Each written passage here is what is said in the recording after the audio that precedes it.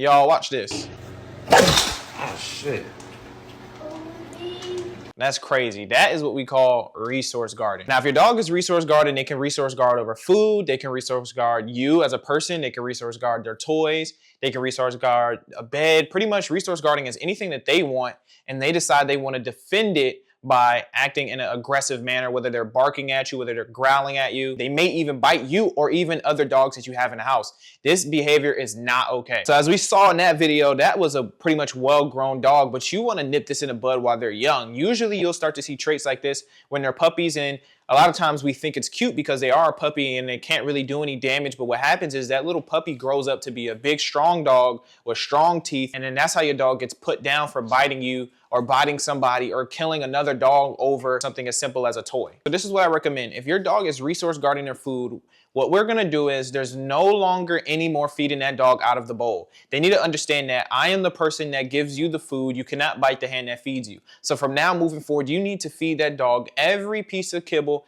out of your hand. So whatever that you would scoop out for your dog into a bowl, or if it's not kibble, if you're feeding them raw, whatever it is, you need to make sure that you're feeding it to them out your hand. They can't resource guard something that you're giving them. Another thing that you need to do is step up to that dog. Once you show that dog, once they display an aggressive demeanor and you back up, so whether they bark or growl at you and you decide to back up, that shows that dog, okay, anything that I want, all I have to do is bark and growl and people will either back up or I will get what I want. So from now moving forward, anytime your dog decides to do that, you need to step up towards them. Now, of course, be careful. Don't get yourself bit. This is your dog. You should kind of know the boundaries, but don't allow them to create that behavior. So don't allow them to create that behavior. So you need to give them a correction, a loud correction, a big clap, a big hey, and then move towards the dog with your body and then remove the resource. Again, this really is just a big game of chicken. Your dog is really testing you to see who's the boss here. And as long as you're not the pushover, as long as you're the alpha in the relationship, you should win every scenario. Now, when it comes to resource guarding with other dogs, let's say you have more than one dog in the house,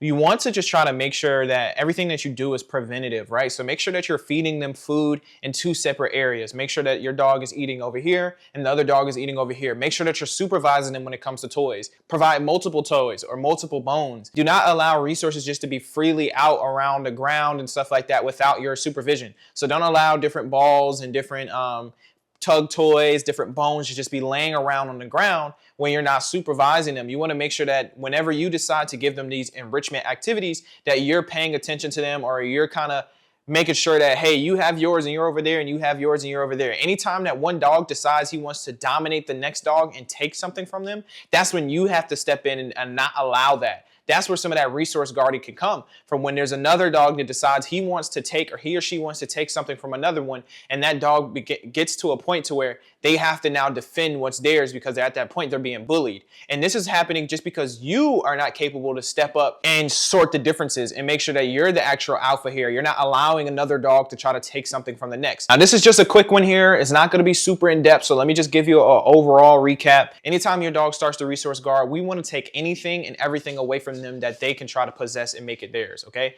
So if they're laying on your bed, no more laying on the bed. If they're laying on the couch, no more laying on the couch. Don't allow them to be able to also, your affection. So when you're petting the dog and another dog comes in and then they want to bite and fight the other dog because they're coming to get affection, they do not own your affection. They don't own you. So to wrap this up, you should be able to stick your hand in your dog's dog food. You should be able to grab their bowl. You should be able to pet them and stuff like that. Now, of course, don't antagonize them. Let them have their piece. Let them eat when they get a chance to eat. But it should never be an opportunity where you give them something and they're trying to fight you off from having it. Now, this can be a little bit different if you adopted a dog. You don't know their past, but it still is not allowed. And you want to be a little bit more understanding and a little bit more careful when you're going through changing the behavior of resource guarding with that type of dog. And if you need more help with training your dog, if your dog has a bunch of allergies, you don't know what to feed them, we have a private community where you can join and you can see all of our videos, all of our content that really teaches you step by step on how to fix and train this dog's behavior. And you can also get on live calls with